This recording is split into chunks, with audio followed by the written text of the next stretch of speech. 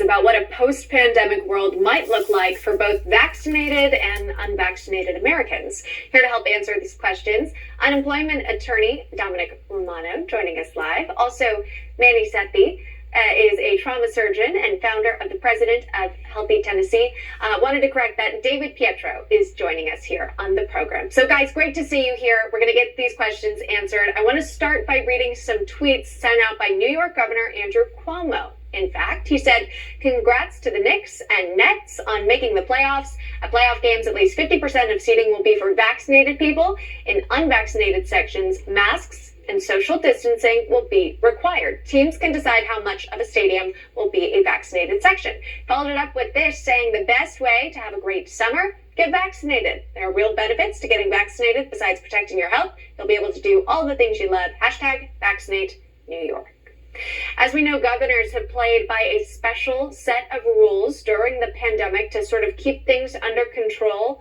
But is it essentially legal to separate those unvaccinated people?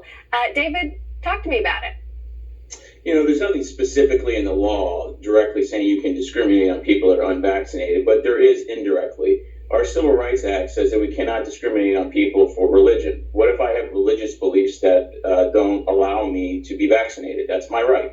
Now you're discriminating on me based on religious beliefs. What if I have disabilities? We have the Americans with Disabilities Act. What if I have a physical ailment and I'm scared or worried that I cannot take the vaccine, and now you're discriminating on me based upon my disabilities? We also have the Equal Protection Clause, where the government is supposed to treat all of us equally under the laws, and now we're being treated unequally.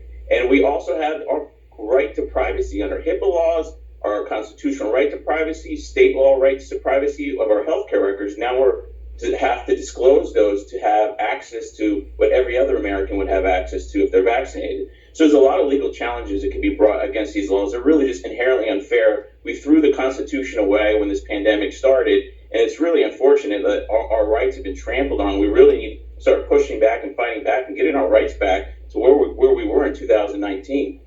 You know, you mentioned HIPAA, and for that, I'd like to bring in Dr. Sethi about that, because there had been conversations earlier on about potentially a vaccine passport to show that you had been vaccinated, depending on where you're going.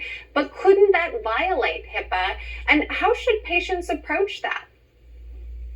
Well, good morning, Emma. Thank you so much. You know, I very much agree with David. As a physician, I think privacy is so critical. And as we've discussed on your show before, Emma, I am very much against vaccine passports. And I agree. I think this is against patient privacy laws. And very frankly, I think they're trying to bully people into making a medical decision. And I don't ever think that ends very well. I mean, this thing is, it's under emergency authorization by the FDA, but it hasn't been, completely vetted. We have a year of data or less. And so I think it's really important to let patients make those decisions. Now, look, I made the decision to get vaccinated. So did my family. But I don't think we can bully people, and I certainly don't think they should be carrying vaccine cards. I think this is a very scary moment in terms of what they're trying to do. Yeah, as we've talked about, you say it's an important decision, one that should be made